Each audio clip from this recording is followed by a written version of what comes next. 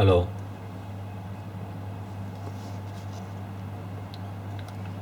Hello. आ रही आवाज़? Photo नहीं आ रही क्या? ठीक है, शुरू करें। ओम नमोस्तु नमोस्तु नमोस्तु नमोस्तु। रणवलोय श्रोत्रिकाड़वर्ती अर्हंताणम। रणवलोय श्रोत्रिकाड़वर्ती सिद्धाणम।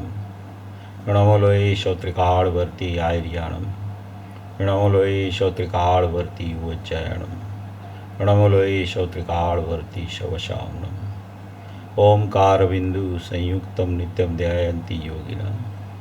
कामदम मोक्षदम चैव ओंकाराय नमो नमः। मंगलम भगवान वीरो मंगलम गौतमो गणी। मंगलम कुंकुंदार्यो जैन धर्मोस्तु मंगलम। सर्वमंगल मांगल्यम सर्वकल्याण कारकम। प्रधानम सर्वधर्माणम जैनम जयतु शासनम। नमः समयसाराय स्वानुभूत्या चकाशते। चित्स्वभावाय भावाय सर्वभावांतरचिते। एगो में शाश्वतोपा ज्ञान दर्शन लखणों। शेषा में बाहिर भाव शवे संयोग लखणा। ओम श्री नमः सिद्धेभ्य नमः सिद्धेभ्य नमः सिद्धेभ्य। ये गुरुवाणी मंथन शिविर के उपलक्ष्य में जो रविवार को 3 रविवार तक कार्यक्रम की शुरुआत की गई है, उसमें अपन तीनों रविवार में जो अपना स्वाध्याय चलेगा वो ये कर्ता कर्म अधिकार की 69-70 गाथा पर लेंगे। अभी हम लोगों ने पूज्य गुरुदेव श्री का बहुत मार्मिक और महत्वपूर्ण प्रवचन सुना। ये पूरा कर्ता कर्म अधिकार का 46 नंबर का कलश और 69-70 गाथा पर था। ये जो कुंकुद आचार्य देव ने समयसार परमागम की जो रचना की, वो अनादि अप्रतिबुद्ध जीव, अत्यंत अप्रतिबुद्ध जीव, वो प्रतिबुद्ध कैसे हो जाए, इसके लिए ये समयसार परमागम की रचना की गई है। और वो रचना में जो अधिकार आए हैं, इसमें ये कर्ता कर्म अधिकार स्पेशल आचार्य भगवान ने लिखा है। ऐसा कर्ता कर्म अधिकार दूसरे कोई शास्त्र में मिलता नहीं है। जीव अजीव अधिकार लिख के पुण्य पाप आश्रव संवन निजरा बंध मोक्ष ऐसा अधिकार न लेके जीव अजीव अधिकार की पूर्णता करके कर्ता कर्म अधिकार बीच में डाला 69 से 144 गाथा तक। तो ये कर्ता कर्म अधिकार बहुत मार्मिक अधिकार है, बहुत माने कि सुंदर विवेचन इसमें आया है। अनादिकाल से जीव की जो परद्रव्य में और परद्रव्य के सन्मुख होने वाले अपने ही विकारी प्रभाव में कर्ता कर्म की भ्रांति चल रही है, वो कर्ता कर्म की भ्रांति को, अज्ञानता को निकालने के लिए वास्तविक कर्ता कर्म का स्वरूप क्या होता है दृष्टिपूर्वक ये पूरी चर्चा ये कर्ता कर्म अधिकार में आई है। आचार्य भगवान कोई भी अधिकार शुरू करते हैं तो उसकी पहली ही गाथा में जो पूरा अधिकार में आने वाला है उसकी चर्चा, महत्वपूर्ण चर्चा करते हैं। और उसका आखिरी अधिकार की जो आखिरी गाथा होती है, उसमें पूरे अधिकार में क्या आ गया और उसमें क्या क्या विशेषता आई, कहाँ से छूटना, कहाँ जाना, कहाँ तू खड़ा है और किसकी दृष्टि करना, किसकी दृष्टि छोड़ना और ज्ञान कैसे करना, इसकी पूरी समीक्षा आखिरी गाथाओं में आती है। जैसे ये कर्ता कर्म अधिकार में 69-70 गाथा में वो तादात्म संबंध, संयोग सिद्ध संबंध और एक से त्रावगा संबंध से चर्चा पूरी उठाई है। तो वो आगे बढ़ती बहुत सी गाथाओं तक यही प्रकरण चलता रहता है। आखिरी में जो 142, 43, 44 गाथा आई है, उसमें पूरे नई पक्ष छुड़ाने के लिए नई पक्ष से अतिक्रांत पक्षातिक्रांत कैसे होना, उसके लिए आचार्य भगवान ने 23 कलश लिख दिए 142 गाथा के ऊपर, अमृतचंद्र आचार्य देव ने। फिर 143 गाथा में केवली के साथ श्रुत ज्ञानी की माने कि मिलान करके, फिर 144वीं गाथा में अनादि अप्रतिबुद्ध जीव फिर से प्रतिबुद्ध कैसे हो जाए, उसका सम्यक ज्ञान कैसे प्रकट हो जाए, सम्यक दर्शन कैसे प्रकट हो जाए, ऐसी 144वीं गाथा में बात करके फिर कर्ता कर्म अधिकार की पूर्णाहुति की। सबसे बड़ा अधिकार 76 गाथा का अधिकार, ये 69 से 144 गाथा तक का ये बहुत सुंदर अधिकार है, बहुत मार्मिक प्रकरण है। अनादि से जीव, अनादिकाल से जीव जो अपनी प्रवृत्ति प्रत्येक समय में चलती है, वो प्रवृत्ति में वो क्या होता है कि अज्ञान दशा में कर्ता कर्मपना अनादि से चल रहा है। तो वो मिटाने के लिए ज्ञान दशा कैसे प्रकट हो और कर्ता कर्म का अज्ञान कैसे चला जाए, उसके लिए यहाँ प्रकरण उठाया है। उसमें सबसे पहले आचार्य भगवान अमृतचंद्र आचार्य देव ने ये जो कलश लिखा 46 नंबर का कलश, वो कलश में पूरा जो गाथा में जो बात आने वाली है वो गाथा के लिए ये कलश डाला 46वां कलश। और ये कलश भी बहुत मार्मिक और बहुत महत्वपूर्ण कलश। पूज्य गुरुदेव श्री ने 40 मिनट तक तो ये कलश का ही स्पष्टीकरण किया और फिर 20 मिनट तक 69-70 गाथा पर पूज्य गुरुदेव श्री का प्रवचन चला। तो इसमें जो ये पूरा प्रवचन में जो जो मुख्य बिंदु आएंगे और गाथा में जो जो बात आने वाली है उसके ऊपर अपन थोड़ी चर्चा आज लेंगे। और ये गाथा तो इतनी महत्वपूर्ण है, इतनी प्रयोजनभूत है कि उसमें सब बातें आचार्य भगवान ने माने कि सब बातें भर दी है। तादात्म्य संबंध कैसा होता है ज्ञान के साथ में, संयोग संबंध कैसे होता है क्रोधादि रागादि भावों के साथ में, और एक क्षेत्राव का संबंध कर्म पुद्गल के साथ जीव का कैसे चलता है। तो समझ लो कि पूरा जैन दर्शन है इसमें, ये गाथा में है। पूरा जैन दर्शन में जो जो प्रक्रियाएं चल रही है, ज्ञान की क्रिया भी चलती है, रागादि भाव भी चलते हैं, एक क्षेत्राव का जो कर्म का संबंध है वो भी है। तो ये सब बातें इसमें भर के उसमें भेद ज्ञान कैसे करना, परम पारिणामिक भाव लक्षण वाला जो जीव तत्व है उसकी दृष्टि कैसे करना, और ज्ञान क्रिया कैसे होती है और ज्ञान क्रिया में कैसे उसका स्वभाव भरा है और स्वभावभूत कैसे है, उसकी पूरी चर्चा ये गाथा में बहुत महत्वपूर्ण आई है। तो ये अपन कलश पहले देखते हैं। कलश में ये बहुत अच्छी चर्चा आचार्य भगवान ने भर दी है। कलश नंबर 46 से है 46। अथ जीवा जीवावेव कर्तृकर्म वेशेण प्रविश्यत, एकः कर्ता चिदहमिह मे कर्म कोपादयोमि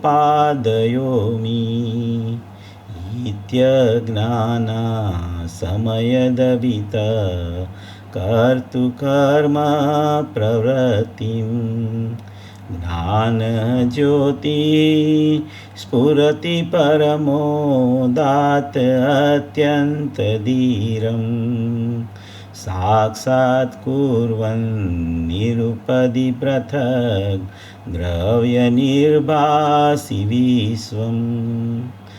आचार्य भगवान लिखते हैं कि ये जीव और अजीव का जो एक कर्ता कर्म का वयस में प्रवेश किया था उसकी चर्चा करते हैं पूरी। देखो ये पूरा कर्ता कर्म अधिकार का जो मांगलिक श्लोक है उसमें सबसे पहले में पहले क्या कहना चाहते हैं तो उसकी बात यहाँ कहते हैं कि प्रथम टीकाकार कि ये अब जीव अजीव ही एक कर्ता कर्म के वेश में प्रवेश करते हैं। ऐसे दो पुरुष परस्पर कोई एक स्वांग करके नृत्य के अखाड़े में प्रवेश करे, उसी प्रकार जीव अजीव दोनों एक कर्ता कर्म का स्वांग करके प्रवेश करते हैं। इस प्रकार यहाँ टीकाकार ने अलंकार किया है। जीव अपना ज्ञान स्वभावी है और अजीव है वो जड़ स्वभावी है, अचेतन स्वभावी है। जीव चेतन स्वभावी है और जीव का परिणाम में अजीव का परिणाम, कि जीव अजीव का परिणाम को करता है, ऐसी कर्ता कर्म की भ्रांति अनादि से जीव की चल रही है। उसके लिए उस ऐसा जो स्वांग है, उस स्वांग को कौन जानता है? तो ज्ञान उस स्वांग को यथार्थ जान लेता है। ये समय सार में जितने जितने अधिकार आए हैं उसमें सबसे पहले लिखा कि ये स्वांग में जीव प्रवेश करता है, फिर आखिरी में लिखते हैं कि ये स्वांग में से जीव निकल गया है, अभी दूसरा स्वांग में प्रवेश करता है। यहाँ तक कि मोक्ष को भी स्वांग बोल दिया। आखिरी में मोक्ष अधिकार आया, उसको भी स्वांग बोल दिया, क्योंकि वो स्वभाव नहीं है। ऐसी बहुत चर्चा इसमें आई है। अब पहले उस स्वांग को ज्ञान यथार्थ जान लेता है, उस ज्ञान की महिमा का ये काव्य है।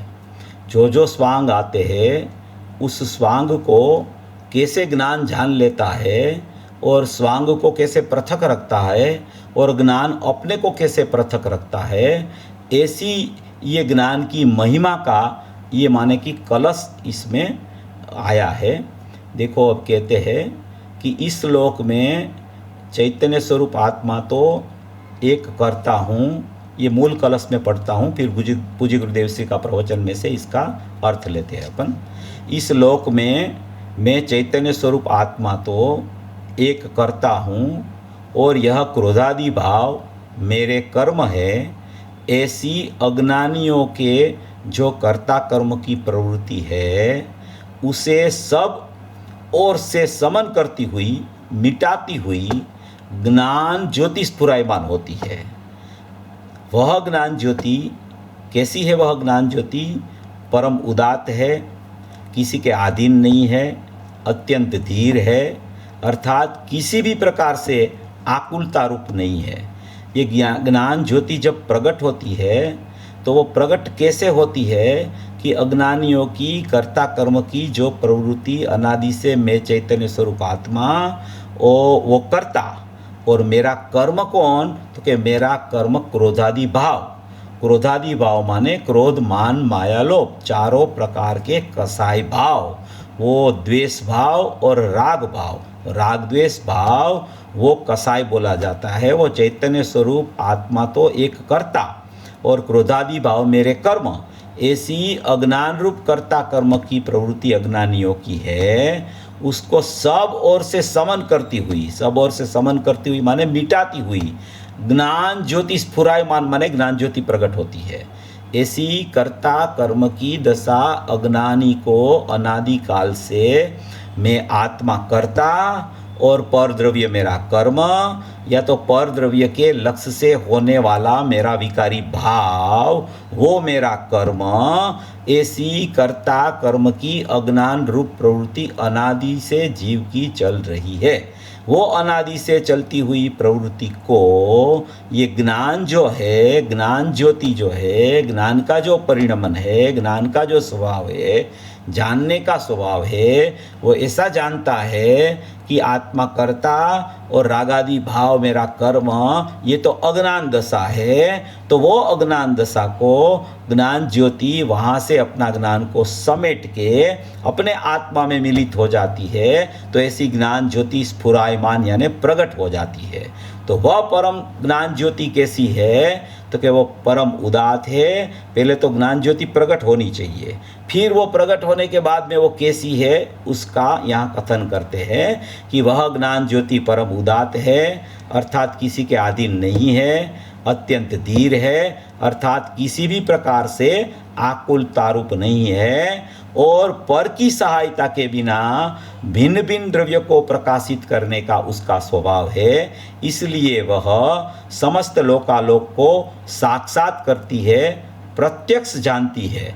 देखो, ज्ञान ज्योति समस्त लोकालोक को साक्षात करती है और वो ज्ञान ज्योति लोकालोक को प्रत्यक्ष जानती है। ऐसा यहाँ कलश में आचार्य भगवान ने, अमृतचंद्र आचार्य देव ने ये जो गाथा में जो बात आई है वो कर्ता कर्म की जो प्रवृत्ति अज्ञान दशा में अनादि से जीव की चल रही है, उसलिए वो जीव वो अज्ञानी है। वो अज्ञानी को ज्ञान ज्योति कैसे प्रकट होवे, और ज्ञान ज्योति प्रकट हुई वो ज्ञान ज्योति कैसी है कि वो परम उदात्त है, अत्यंत धीर है, किसी के अधीन, पर के अधीन, देव शास्त्र गुरु के अधीन नहीं होती और किसी भी प्रकार से आकुलता रूप नहीं होती, अत्यंत धीर और गंभीर होती है। पर की सहायता के बिना भिन्न भिन्न द्रव्य को प्रकाशित करने का उसका स्वभाव है और समस्त लोकालोक को साक्षात प्रत्यक्ष करती है, जानती है। ये पूरी कलश की बात है। अभी उसमें पूज्य गुरुदेव श्री का जो प्रवचन आया, उसमें पूज्य गुरुदेव श्री ने जो स्पष्टीकरण किया उसको अपन यहाँ पहले थोड़ा एक एक पैराग्राफ जो जो महत्वपूर्ण है उसको यहाँ अपन देख लेते हैं। देखो पहले 4 नंबर के पेज पर यहाँ वो पूज्य गुरुदेव श्री ने शुरुआत की है ये कलश की। 4 नंबर का पेज है, समयसार सिद्धि भाग 4 है हिंदी में 4 नंबर का पेज है। ये चौथा भाग है वो पूरा कर्ता कर्म अधिकार का भाग है। देखो ये कर्ता कर्म अधिकार पूज्य गुरुदेव श्री ने अभी बहुत स्पष्टीकरण किया। ये कर्ता कर्म अधिकार का पूज्य गुरुदेव श्री का प्रवचन अपने पास 13वीं बार, 15वीं, 16वीं, 17वीं, 18वीं और 19वीं बार के उपलब्ध है। तो इसमें जो जो बात आ रही है, अपन तो यहाँ 19वीं बार का प्रवचन अभी सुन रहे हैं, मगर बहुत से माने कि बहुत सी बातें ऐसी भी होती है कि 19वीं बार में नहीं आई हो, 18वीं बार में आई हो, 17वीं बार में आई हो, 16वीं बार में आई हो, 15वीं बार में आई हो, 13वीं बार में भी आई हो, 15वीं बार में आई हो, वो 17वीं बार में 18वीं बार में नहीं आई हो, 19वीं बार में आई हो, वो 18वीं बार में 17वीं बार में भी नहीं आई हो। तो ज्ञानी की तो स्थिति ऐसी होती है कि शास्त्र सामने आता है, गाथाएं चलती है, अपना भाव अंदर में चलता रहता है, गाथा सामने होती है, गाथा का जो लाइन आती है, आचार्य भगवान का जो कथन आता है उसके पर ही उसकी स्पष्टीकरणता चलती है, मगर उसमें अपना जितना भाव वृद्धिगत वो समय में होता है उस प्रकार से उसका अर्थ और उसका भाव वहाँ प्रसिद्ध होता है। इसलिए मैं सबको कहता हूँ कि इसमें बहुत सी बातें आएगी, मैं भी जो भी चर्चा करूँगा वो सब प्रवचन इसमें सुना हुआ है, उसमें से भी बहुत चर्चाएं आएगी। तो आप ऐसा मत समझना कि इसमें 19वीं बार में तो ये गुरुदेव ने नहीं कहा तो ये बात कहाँ से आ गई। अपन तो इसमें से ही लेते हैं, मगर कोई बातें ऐसी भी होती है कि जो यहाँ पूज्य गुरुदेव श्री ने ये बार में नहीं ली हो, 18वीं बार में ली हो, 15वीं बार में ली हो। 18वीं बार का भी प्रवचन भागवत शास्त्र के नाम से अक्षरस प्रवचन छपा गया है, 15वीं बार का भी समयसार वैभव के नाम से छपा गया है, 16वीं बार का भी समयसार ख्याति के नाम से प्रवचन अभी शुरू हुआ है छपने का। सभी बार के प्रवचन छपने वाले हैं। तो इस तरीके से अपने को कोई भी गाथा चले तो उसको अपने को ये सभी जो जितने भी प्रवचन है पूज्य गुरुदेव श्री के, अपन वो गाथा के लिए वो प्रवचन को सबको सुन ले तो ये भाव अपना जो है वो भाव इसमें इतना माने ऊर्ध्व हो जाता है कि उसके लिए अपने को गुरुदेव में से इतना रहस्य मिलता है। आचार्य भगवान ने जो कहा है वो बार बार पूज्य गुरुदेव श्री इसको माने कि ऐसा स्पष्टीकरण पूज्य गुरुदेव श्री करते रहते हैं कि अपन भाव विभोर हुए बिना रहते नहीं गाथा सुनते सुनते। तो इस तरीके से इसको विचार में सबको लेना चाहिए। देखो ये 4 नंबर के पेज पे अभी यहाँ ये पूज्य गुरुदेव श्री ने ये चर्चा उठाई है। देखो ये श्लोक पहले बोले गुरुदेव, फिर बोलते इस श्लोक में मैं चैतन्य स्वरूप आत्मा, तो नीचे का पैराग्राफ है 4 नंबर का पेज पे, एक करता हूँ और यह क्रोधादि भाव मेरे कर्म है, ऐसा अनादि अज्ञानी अनादि से मानता है। मैं चैतन्य स्वरूप आत्मा करता और क्रोधादि भाव मेरे कर्म, ऐसा जो मानता है वो अज्ञानी है, ऐसा जो मानता है वो अनादि से अज्ञानी है। समय की पर्यायें होती है, प्रत्येक समय में अपना पृथक भाव चलता रहता है। उसमें प्रत्येक समय में जो परिणमन होता है वो परिणमन को देख के उसका नाम अज्ञानी या ज्ञानी कहा जाता है। तो अभी यहाँ जो बात चल रही है वो अज्ञानी क्या मानता है, वो क्या मानता है इसलिए उसकी अज्ञान दशा चल रही है।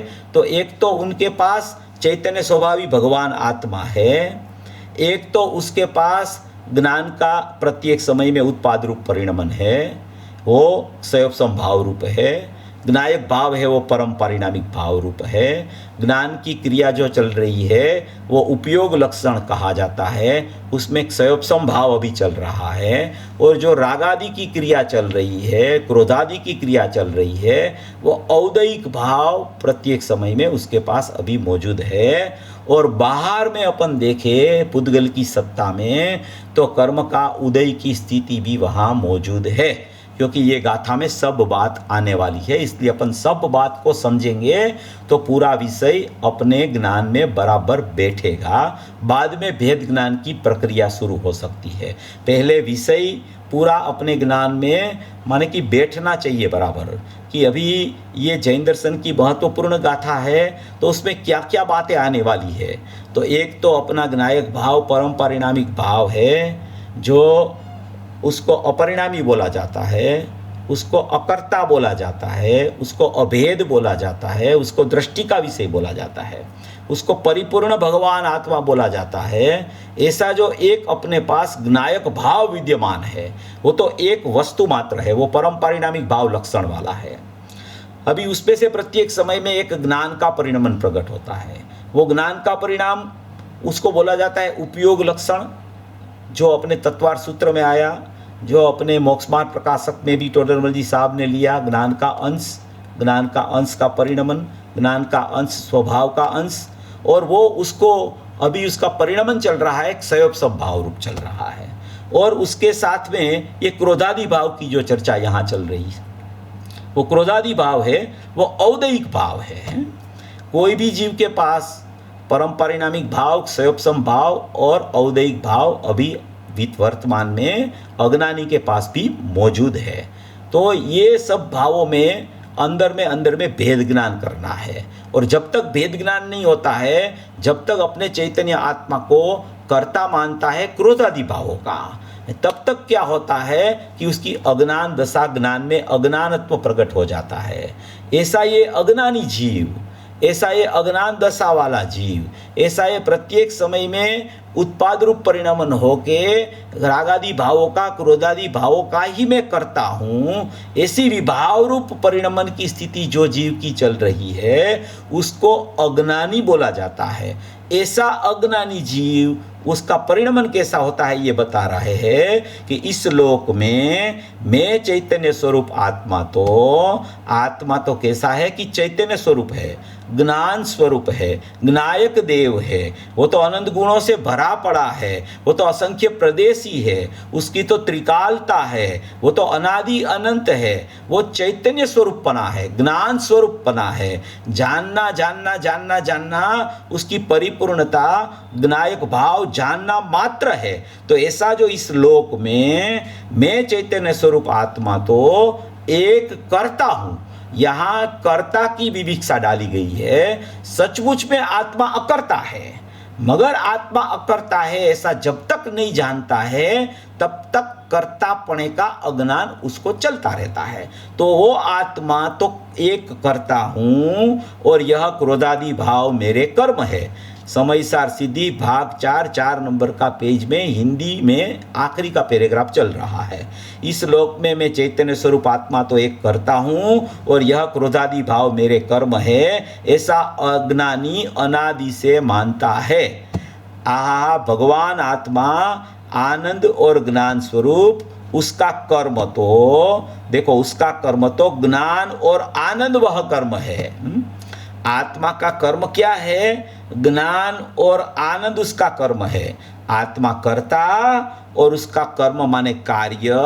उसका कार्य क्या होना चाहिए कि कार्य उसका तो ज्ञान और आनंद उसका कार्य होना चाहिए, क्योंकि आत्मा ज्ञान और आनंद से परिपूर्ण ठसोठस भरा हुआ है। उसमें ऐसा कोई गुण नहीं है कि क्रोधादि करे, विकार करे, रागादि भाव करे, उसको कार्य, उसका कार्य वो करे, ऐसा कोई गुण नहीं है। इसलिए यहाँ कहते हैं कि भगवान आत्मा आनंद और ज्ञान स्वरूप, वो तो आनंद और ज्ञान स्वरूप ही परिपूर्ण परमात्मा भगवान आत्मा है। वो भगवान आत्मा तो उसका कर्म तो माने कि उसका कार्य तो ज्ञान और आनंद वह कर्म है, ज्ञान आनंद उसका कर्म है। उसे छोड़ छोड़कर, क्या कहते हैं, उसे छोड़कर माने अपना ज्ञायक भाव को छोड़कर, अपना ज्ञायक भाव को छोड़ा, इसलिए ज्ञान और आनंद कर्म होना चाहिए, वो कर्ता का कर्म नहीं हो रहा है, और उसको छोड़ दिया ज्ञायक भाव को, इसलिए उसका कर्म ज्ञान और आनंद न होने पर उसका कर्म क्रोधादि भाव हो जाता है। देखो, उसका ज्ञान आनंद उसका कर्म है, उसे छोड़कर मैं कर्ता और ये रागादि पुण्य पाप के भाव और जड़ कर्म वह मेरा कार्य, आहा, यह तो अज्ञान है। क्योंकि वो अपने स्वभाव को अज्ञानी छोड़ता है, जो अपने स्वभाव को छोड़ता है वो अज्ञानी है, जो अपने स्वभाव को ग्रहण करता है वो ज्ञानी है। तो जब तक वो अपने स्वभाव का बहुमान नहीं करता, अपने स्वभाव की तरफ उसकी दृष्टि नहीं जाती, अपने स्वभाव का जब तक वो ज्ञान नहीं करता, तब तक उसकी कर्ता कर्म की प्रवृत्ति क्या चलती है, तो कि उसको कर्ता चैतन्य स्वरूपी आत्मा कर्ता और क्रोधादि भाव मेरा कर्म, ऐसी अज्ञान दशा उसको चल रही है। वास्तव में तो पूज्य गुरुदेव श्री इसमें भी कहेंगे कि परिणाम का कर्ता परिणाम होने पर भी वो अपना परिणाम का कर्ता परिणाम को न मानकर अपने आत्मा को क्रोधादि भाव का कर्म बनाता है, कर्ता बनाता है, क्रोधादि भाव को कर्म बनाता है, इसलिए उसका नाम अज्ञानी कहने में आता है। इसलिए कहते ज्ञान आनंद उसका कर्म है, उसे छोड़कर मैं करता और ये रागादि पुण्य पाप के भाव और जड़ कर्म वह मेरा कार्य, वो अज्ञान है। क्रोधादि भाव वो मेरे कर्म है। इति अज्ञाना कर्त कर्म प्रवृत्ति, ऐसी अज्ञानियों की जो कर्ता कर्म की प्रवृत्ति है। मैं एक आत्मा, एक ऐसा लिया है ना, आत्मा तो एक करता, मैं अकेला करता राग का कर्म का, मैं अकेला करता, दूसरा उसका करता और मैं करता नहीं, ऐसा नहीं, मैं एक ही करता।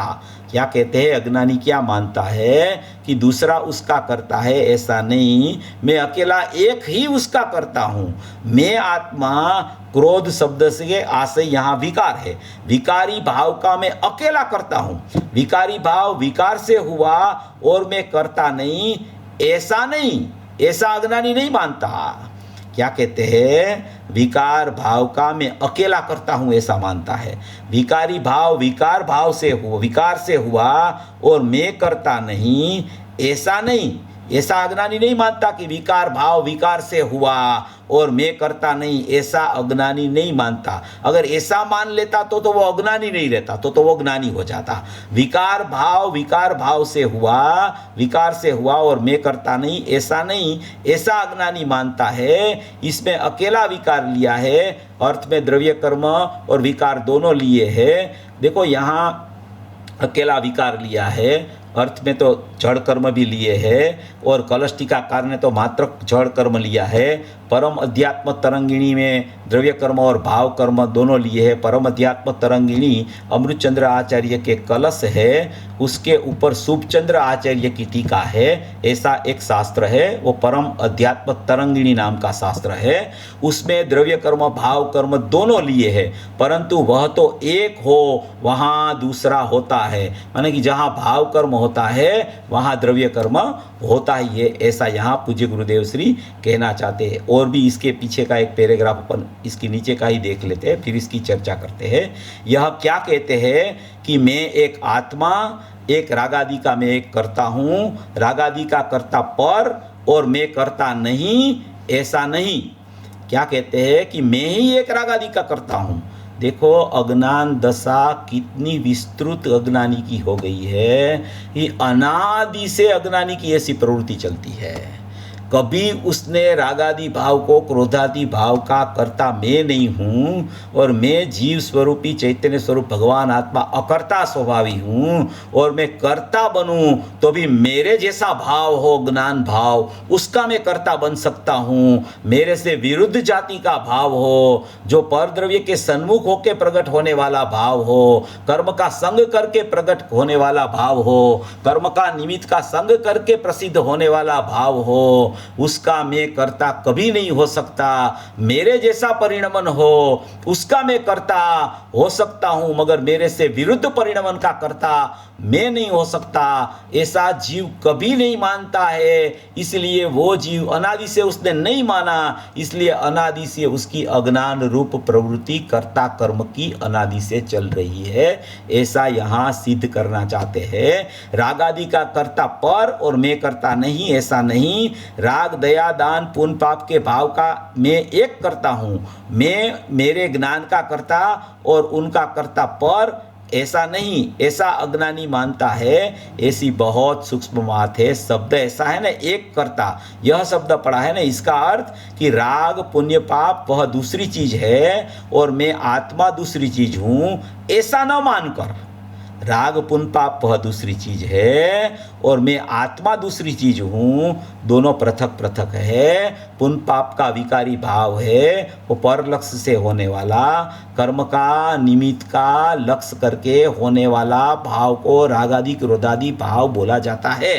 होता है विकार अपनी पर्याय में, मगर होता है पर संग से।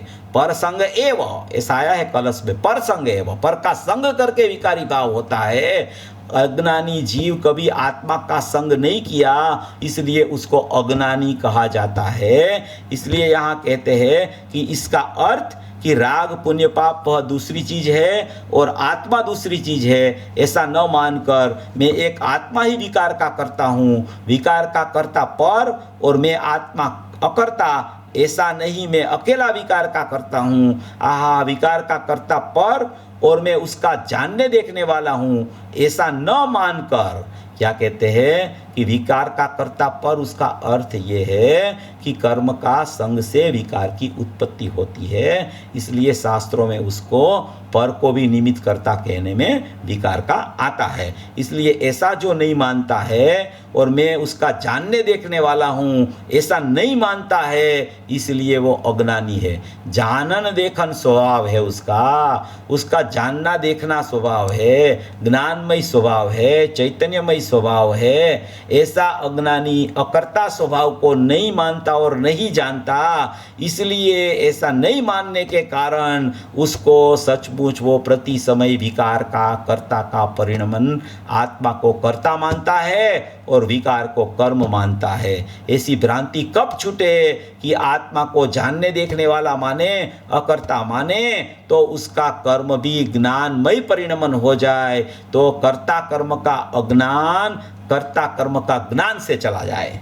कर्ता कर्म का अज्ञान माने कि आत्मा कर्ता और रागादि भाव क्रोधादि भाव मेरे कर्म, ये अज्ञान की प्रवृत्ति। ये अज्ञान की प्रवृत्ति कैसे चली जावे कि कर्ता कर्म का अज्ञान कर्ता कर्म का ज्ञान हो जाए कि मैं आत्मा कर्ता और मेरा परिणमन तो ज्ञान रूप परिणमन है, वो मेरा परिणमन है। ऐसी दृष्टि अकर्ता स्वभाव ऊपर जाए तो अज्ञान कर्ता कर्म का अज्ञान है, वो दृष्टि स्वभाव ऊपर जाने से कर्ता कर्म का ज्ञानमय परिणमन प्रकट हो जाए।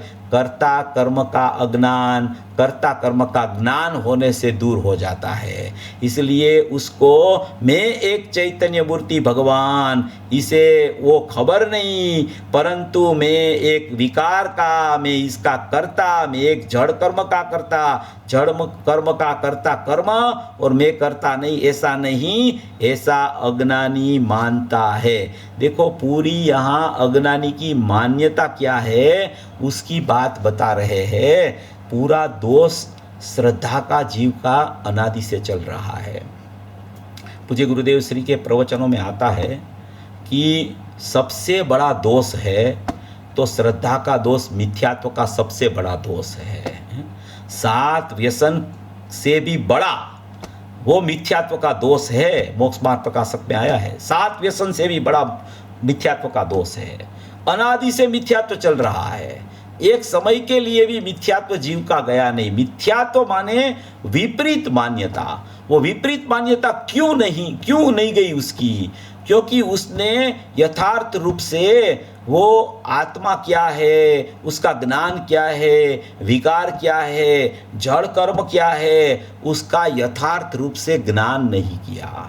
वो ज्ञान नहीं किया, इसलिए श्रद्धा में माने कि विपरीत परिणमन चलता रहा। जब तक उसका ज्ञान यथार्थ नहीं होता है तब तक उसका मिथ्यात्व जाने का कोई अवकाश नहीं है। जब ज्ञान में जानना यथार्थ होने लगता है तो वही ज्ञान जो है वो आत्मा की सन्मुख होता है, वही श्रद्धा है वो प्रतीति करके आत्मा में अहम करके परिणम जाती है। मगर जब तक यथार्थता ज्ञान की नहीं आती है तब तक ऐसी कर्ता कर्म की प्रवृत्ति जीव की चलती रहती है अज्ञान दशा में। तो ये यहाँ ये कहना चाहते हैं कि ये कर्ता कर्म की अज्ञान रूप प्रवृत्ति कैसे छूटे। ये कलश में पहले आया है, गाथा में तो बहुत सी बात और भी आएगी। ये पहले तो कलश की अपन चर्चा कर लेते हैं।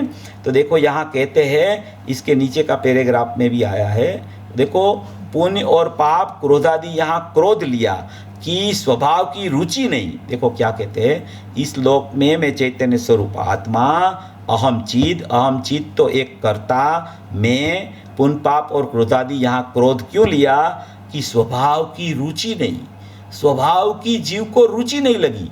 रुचि तो है, पूज्य गुरुदेव श्री को सुनता है, शास्त्र पढ़ता है, आचार्य भगवान का, इतनी रुचि तो है, मगर रुचि की मात्रा बहुत कम है। रुचि की मात्रा जितनी होनी चाहिए माने कि उतनी रुचि की मात्रा उसकी बढ़ी नहीं है। इसलिए यहाँ कहते हैं कि उसको स्वभाव की रुचि नहीं और विकार की रुचि है। विकार की समीक्षा आवे तो बहुत से गहराई से उसको वो सोच लेता है, उसमें गहराई से उसको सोचने के लिए प्रवृत्तिशील हो जाता है। और स्वभाव की बात आवे तो स्वभाव की रुचि न करके, स्वभाव तो है, नायक तो है, त्रिकाली भगवान आत्मा तो है, मगर अभी राग तो है ने, राग का परिणमन तो चल रहा है ने, मैं अज्ञानी तो हूँ ने, मैं मिथ्या दृष्टि तो हूँ ने, ऐसा कर कर कर कर करके स्वभाव की रुचि नहीं करता। जब तक स्वभाव की रुचि नहीं करता तब तक ये क्रोधादि भाव कर्म रूप से नहीं जाता और आत्मा वास्तविक रूप से ज्ञान का कर्ता नहीं बन सकता। इसलिए स्वभाव की रुचि नहीं और विकार की रुचि है, उसे स्वभाव के प्रति क्रोध हुआ है, ऐसा है। और उत्तम क्षमा आदि से विरुद्ध वह क्रोध है। ऐसे क्रोध मान माया लोभ आदि उनका मैं अकेला करता हूँ, ऐसा अज्ञानी मानता है। क्रोध मान माया लोभ आदि माने कि ये कसाई की चौकड़ियाँ हैं, अनंतानुबंधी, अप्रत्याख्यानावर्णी, प्रत्याख्यानावर्णी और संज्वलन। एक एक कसाई की 4 क्रोधमान माया लोभ की चौकड़ी, माने 4 गिन के 16 कसाई की चौकड़ी अनादि से चारित्र की अपेक्षा से इसका विभाव रूप परिणमन चल रहा है। उसका कर्ता जीव है ऐसा मानता है, इसलिए उसकी अज्ञान दशा चल रही है। एक ही करता हूँ, यह क्रोधादि भाव मेरे कर्म है, ऐसा वो अज्ञानी मानता रहता है।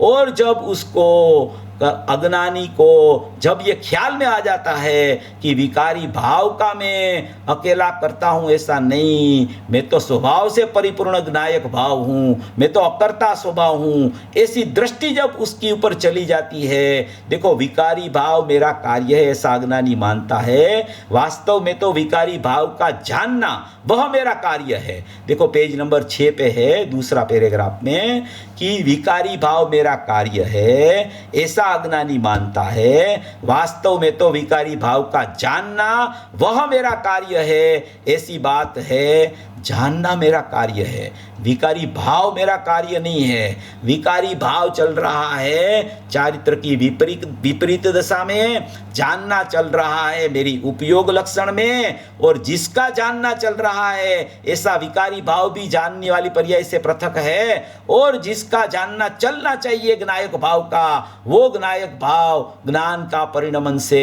कथनचित अनन्य रहता है। वो ज्ञान का परिणमन जो चल रहा है, ज्ञान की पर्याय, वो ज्ञान की पर्याय ज्ञायक का अंश है। इसलिए मेरा भगवान आत्मा का कार्य, गुरुदेव ने बोला है इसमें, भगवान आत्मा का कार्य तो जानना देखना है, जानना देखना, जानना देखना, जानना देखना। ये इसमें आएगा ना 69-70 गाथा में कि जानना देखना वो उसकी स्वभावभूत क्रिया है। आत्मा तो जाननहार है और उसकी क्रिया क्या होनी चाहिए कि जानना देखना वो उसकी क्रिया है। तो उसकी एक ही क्रिया है आत्मा की, जानना देखना। 3 प्रकार की क्रियाएं आती है, एक ज्ञान की क्रिया आती है, एक विकार की क्रिया आती है विभाव रूप, और एक जड़ की क्रिया आती है। वो तीनों प्रकार की क्रिया चलती होने पर भी आत्मा की तो एक ही जानन क्रिया है, वही आत्मा की क्रिया है। पूज्य गुरुदेव श्री की जितनी जितनी बात आई ना, उसमें लोग बोलते थे कि ये तो क्रिया का निषेध करते, क्रिया का निषेध करते, क्रिया का निषेध करते हैं। तो गुरुदेव ने फरमाया कि हम जरूर क्रिया का निषेध करते हैं, मगर हम ज्ञान क्रिया का निषेध नहीं करते, हम विकारी क्रिया का निषेध करते हैं, विभाव रूप क्रिया का निषेध करते हैं। आज गुरुदेव ने बोला था ना, ज्ञान क्रियाभ्याम मोक्ष है, उसकी जो गुलाब चंद जी के साथ चर्चा हुई, तो ज्ञान क्रियाभ्याम मोक्ष किसे कहते हैं कि आत्मा का स्वभाव ज्ञान, और ज्ञान में सचमुच में ज्ञान का ही परिणमन आत्मा सन्मुख होना, उसी का नाम क्रिया। तो उसी को ज्ञान क्रियाभ्याम मोक्ष, ज्ञान का ज्ञान में ठहरना, उसका नाम चारित्र, और आत्मा का ज्ञान वो उसका स्वभाव, उसको ज्ञान क्रियाभ्याम मोक्ष बोला जाता है। कोई राग आदि क्रिया से कोई मोक्ष नहीं होता। इसलिए पूज्य गुरुदेव श्री ने क्रिया का निषेध जरूर किया है, निष्क्रिय शुद्ध पारिणामिक चैतन्य स्वभाव जरूर बताया है, मगर ज्ञान की क्रिया का निषेध गुरुदेव ने कभी नहीं किया। रागादि भाव की विभाव रूप क्रिया का निषेध किया, क्योंकि ज्ञान क्रिया में तो आत्मा प्रतिष्ठित होता है। अरे सचमुच में तो ज्ञान क्रिया में आत्मा प्रतिष्ठित है, ऐसा तो उसको स्वीकार करना है। उसी का नाम तो ज्ञान क्रिया का सम्यक परिणमन है। तो यहाँ कहते हैं कि भगवान आत्मा का कार्य तो जानना देखना, वह उसका कार्य है, और रागादि कार्य तो इस कर्म का, पर का, अजीव का कार्य है। देखो, रागादि कार्य अपनी पर्याय में होता होने पर भी उसको अजीव का कार्य कहा, पर का कार्य कहा। क्यों अजीव का कार्य कहा, क्यों रागादि को कर्म का कार्य कहा? क्योंकि एक तो राग है, उसमें कोई चेतन का अंश नहीं है, चेतन का किरण नहीं है। दूसरा, राग है वो अपने को भी नहीं जानता है और स्वभाव को भी नहीं जानता है। तीसरा, राग पर के लक्ष्य से, पुद्गल के लक्ष्य से उत्पन्न होता है। चौथा, कि राग में नियम से राग आत्मा का तिरोभूत करके प्रकट होता है, इसलिए वो पुद्गल की सन्मुख होकर प्रकट होता है, आत्मा को तिरोभूत करके प्रकट होता है। इसलिए राग कर्म का संग से होने वाला है, इसलिए उसको कर्म का कार्य कहा जाता है। इसलिए उसमें कोई आत्मा में ऐसा गुण नहीं है कि जो राग को उत्पन्न करे, विभाव को उत्पन्न करे, ऐसा कोई गुण आत्मा में नहीं है। इसलिए राग आदि कार्य तो कर्म का और पर का और अजीव का कार्य कहा जाता है। राग अनुभूति के काल में भी नहीं रहता, राग यथा क्या चारित्र होने से निकल जाता है।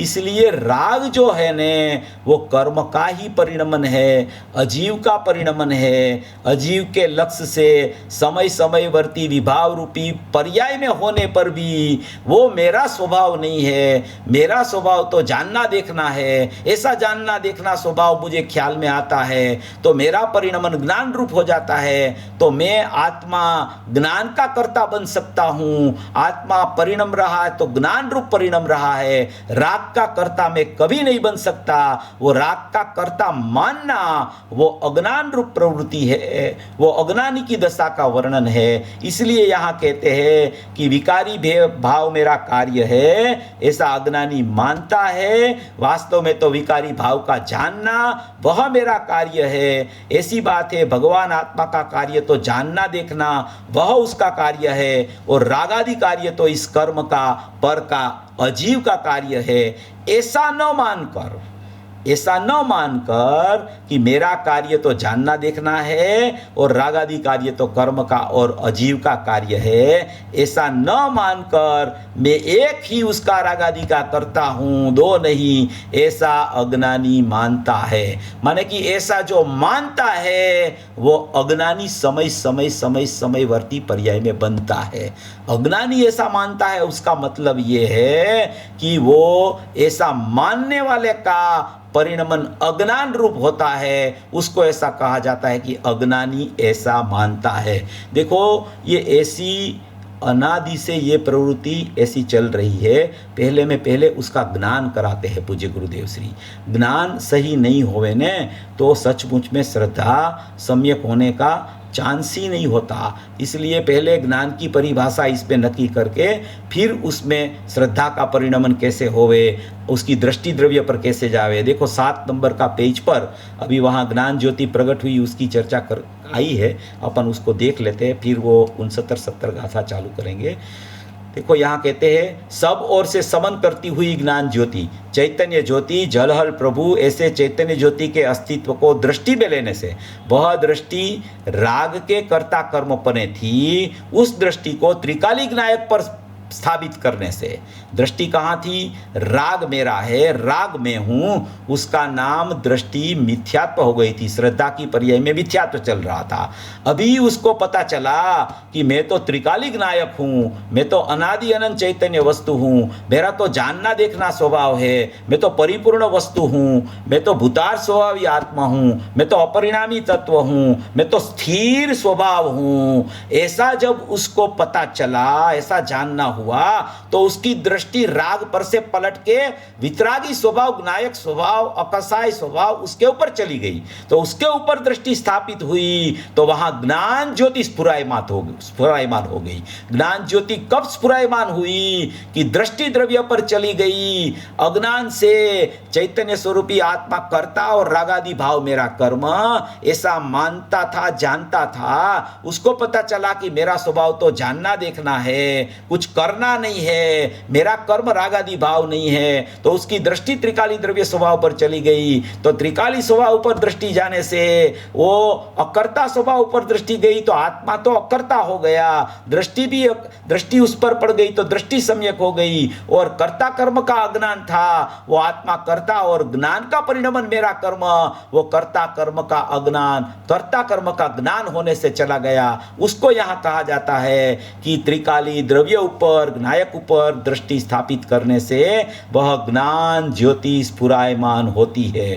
कर्ता कर्म में विकार स्फुरायमान था, अज्ञानी को कर्ता कर्म में विकार प्रकट स्फुरायमान था। यह मेरा कार्य है, ऐसा था। मगर यह ज्ञान ज्योति होने पर, चैतन्य ज्योति की अंतर्दृष्टि होने पर वह ज्ञान ज्योति स्फुरायमान होती है, वह उसका कार्य है, ऐसा कहते हैं। ऐसा सूक्ष्म बात है। प्रभु का मार्ग है सुरों का, कायर का यहाँ काम नहीं है। ऐसी ज्ञान ज्योति प्रकट होती है। देखो नीचे का पैराग्राफ में आया है कि क्या कहते हैं कि शक्ति रूप में तो ये परिपूर्ण परमात्मा था, मगर उसने ऐसा लिखा है कि पारिणामिक शक्ति तो थी, केवल ज्ञान हो तब वह व्यक्त रूप होती है, ऐसा लिखा है ज्ञान सागर में। ज्ञान स्वभाव का सत्व त्रिकाली था, मगर भेद ज्ञान से दृष्टि पड़ने पर उस ज्ञान का पारिणामिक भाव है, वो उसकी पर्याय में व्यक्तता प्रकट हो गई। वह पारिणामिक भाव जो शक्ति रूप था, ज्ञान रूप वस्तु रूप था, उसे राग से भिन्न करके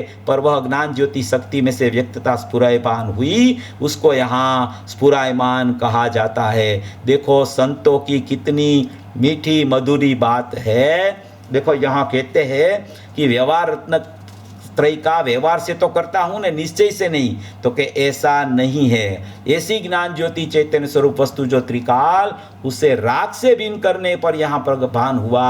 वहाँ ज्ञान शक्ति रूप से जो स्वभाव था, उसकी व्यक्ति रूप से पर्याय प्रकट हुई। वह मेरा कार्य और उसका मैं करता। यह तो एक भेद से कर्ता कर्म कार्य समझाया जाता है।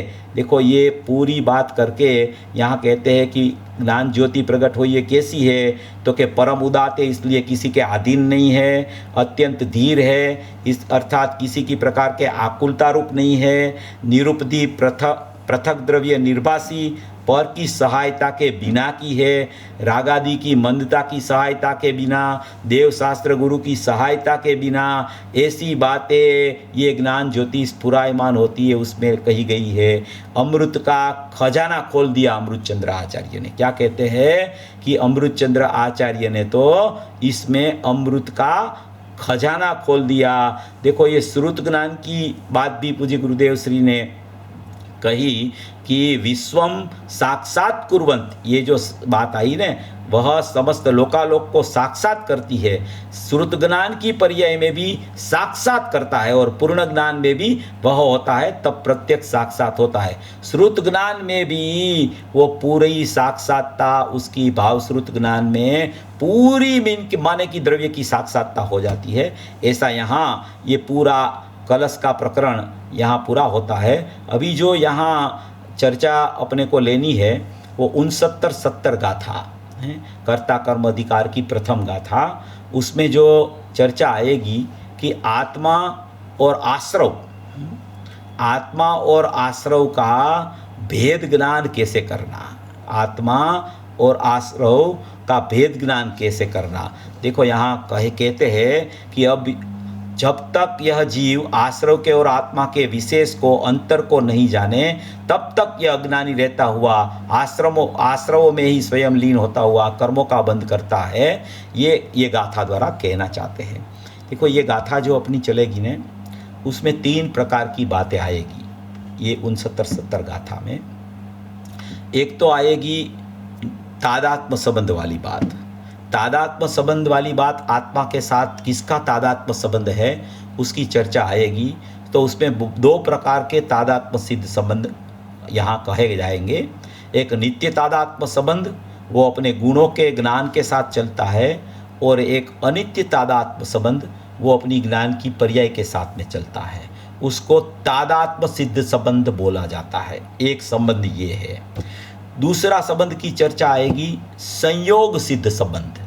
संयोग सिद्ध संबंध वो रागादि क्रोधादि भावों के साथ अनादि से जीव का चलता है, उसको संयोग सिद्ध संबंध कहते हैं। ये पहला संबंध आया तादात्म्य सिद्ध संबंध आत्मा के साथ में। ये तीनों संबंध आत्मा के साथ में ही लगाना, तादात्म्य सिद्ध संबंध, संयोग सिद्ध संबंध, एक क्षेत्रावगा संबंध।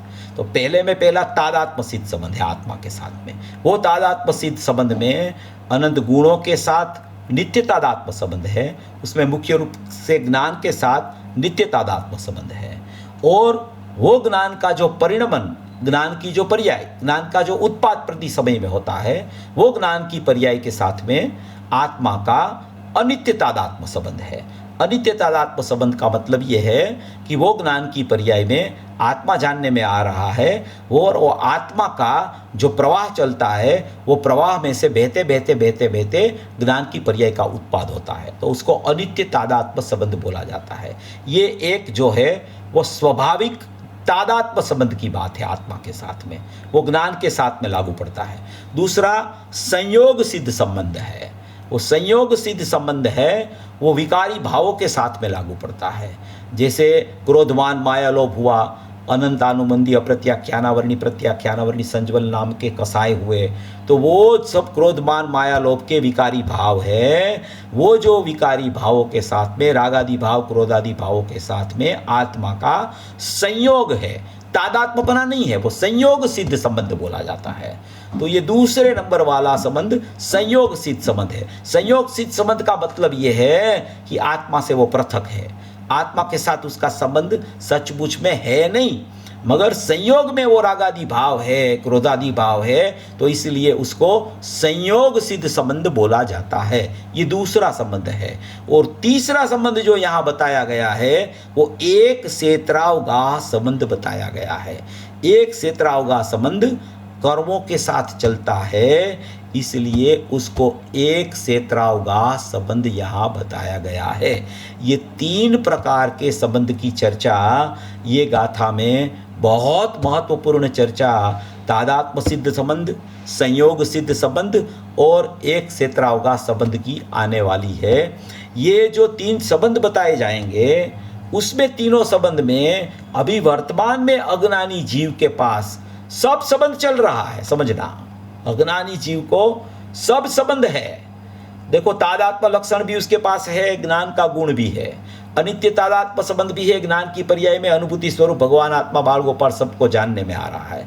उसका औदैहिक भाव में राग भी अभी चल रहा है, और वो राग चल रहा है उसके साथ में कर्म के साथ निमित्त नैमित्तिक संबंध से भी वो राग का परिणमन अभी चल रहा है। ऐसा ये संबंध अज्ञानी को प्रति समय चलता है। अभी ये तीनों प्रकार के संबंध अज्ञानी के पास अभी मौजूद है। अभी वो तीनों प्रकार के संबंध में से उसको आश्रव को कैसे पृथक करना, उसका अंतर कैसे जानना, उसका लक्षण भेद कैसे करना, उसका तफावत कैसे करना, और मेरा जो लक्षण है वो मेरा ज्ञायक भाव लक्ष्य है उसके साथ अनन्य कैसे रहता है, उसको कैसे प्रसिद्ध करता है, वो कैसे उसको जान के भेद ज्ञान करके उसकी प्रक्रिया कैसे करना, ये पूरी भेद ज्ञान की प्रक्रिया का प्रकरण ये 3 प्रकार के संबंध में यहाँ आचार्य भगवान ने बताया गया है।